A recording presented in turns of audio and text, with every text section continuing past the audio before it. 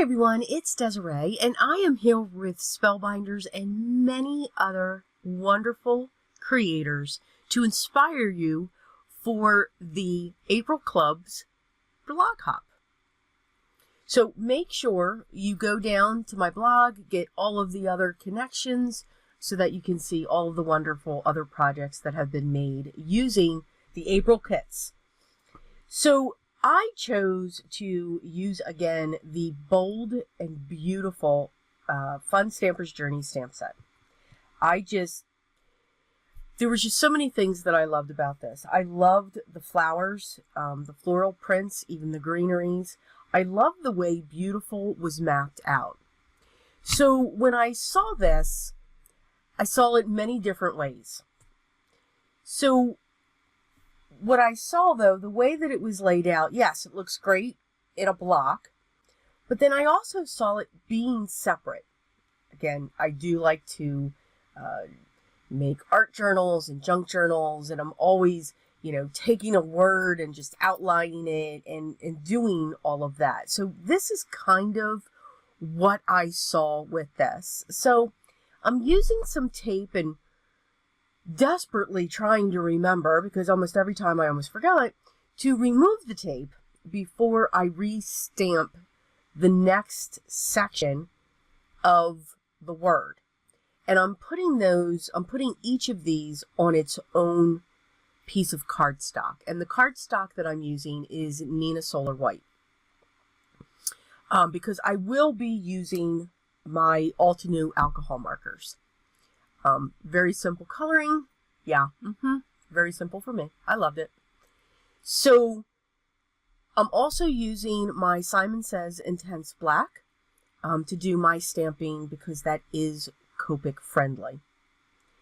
So you can see I've got each of these on a separate piece of cardstock. Now, what I wanted to do also is to use the florals as well. So I'm going to be stamping a different floral for each of these right by the letters. I want them to be somewhat connected. Now, side note, please make sure you stay tuned to the end so that you can hear about the giveaway. Yes, there's a giveaway.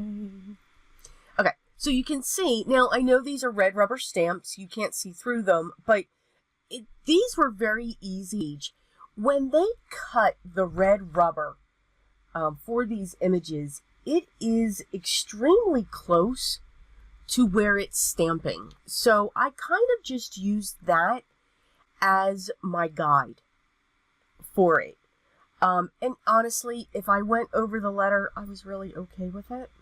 Again, we are to enjoy the process, not stress over the process, right? Right. So you can see I'm choosing the other elements. Now, I'm choosing on the larger side of the elements until I get to the last one, the full. I'm actually going to use the one element, just the single flower, almost like an exclamation point in a way, just to accent that. Once I stamped this, I probably would have gone a little closer, but I'm good with that, because everything else is very close to the letters. But again, it was all good. So these are my 3 blocks. Now again, very simple Copic coloring, only used 2 shades.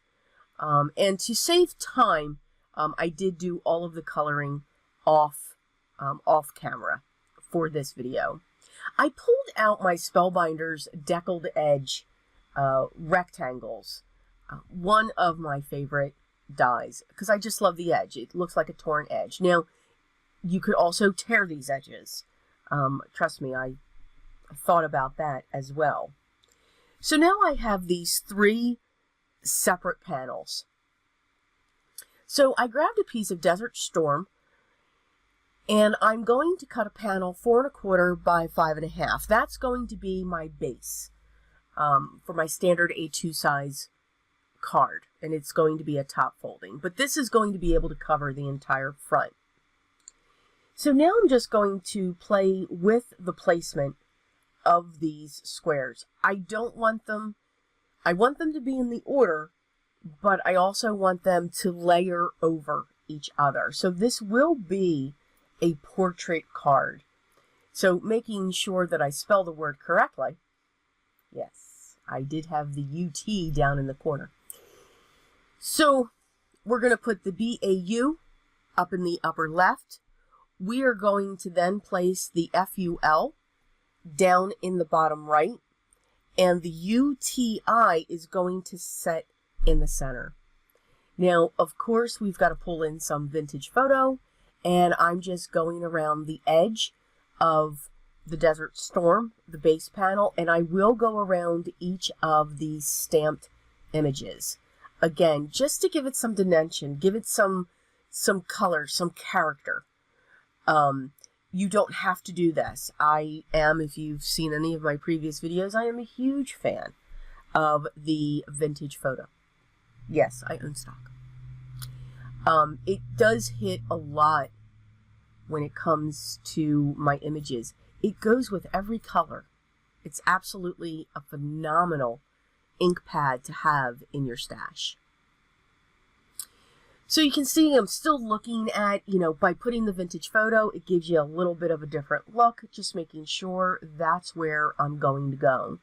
I'm going to use my liquid adhesive, and I'm going to adhere the one in the upper left and the bottom right first, because I will prop up the center using some double-sided, some double-sided foam tape in squares, just to make sure that I do have that added dimension for that piece.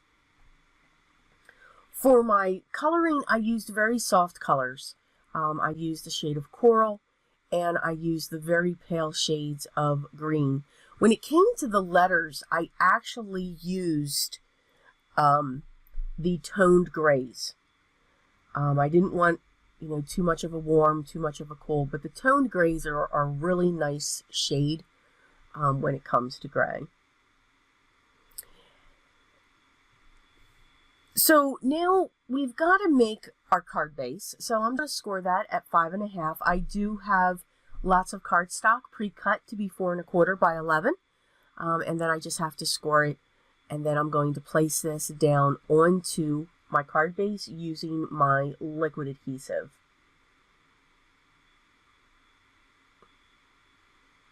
And then we'll just set that right down. I'm just going to tap it down, make sure that it's on there straight. And then if I had to, I would have trimmed the card base if it was sticking out. What I'm going to grab next is one of my black Fineliner pens. And the one that I'm using is by Arteza. And I'm just scribbling. I'm literally scribbling. These aren't perfect straight lines. I want them scratchy. They can be duplicated. Some of them are going to cross over each other. Again, I'm just having fun. I don't care that they're not perfectly straight. That's kind of what I'm looking for. I'm looking just for that drawn look. Then I'm going to come in, and I always add some squiggles along these lines, which, again, it's just giving it some character. I could have put some X's or zigzags to make it look like it was a stitched line. You can certainly do that as well if you just wanted to put some dashes to make it look like it's some stitches. So that is our project. I do hope that I gave you some ideas if you should be getting this kit, or if you already have the kit, and different ways that you can use and create with it. As always, make sure all the products that I use will be listed down below, and if you have any questions, make sure you leave those too. But I know you've got a question right now. So, to celebrate this release, Spellbinders is giving away a $50 gift certificate to 3 lucky blog readers. Now, those blog readers are going to be selected from the comments on their blog. So you want to make sure that you go to my blog to make sure you get to Spellbinders. I will have it linked there. Make sure you do hop along for more chances to win at each of the other blogs. There are so many creators, and wonderful creators they are. They close on Sunday, April 26th, just before midnight. The winner will be announced on the Blog Hop post on the following Tuesday. Just remember, the winner is always responsible for shipping costs, duties, and taxes. So, good luck. I hope somebody wins. Yay! Who's watched this. But by all means, look, if you haven't subscribed, I'd love to have you here. Make sure you ring the bell. Make sure you hit the thumbs up. But most importantly, please, make sure you're enjoying your day. Make sure you're staying safe and healthy. But remember what's also most important for me, and this will help you stay safe and healthy. Always be creative, everyone.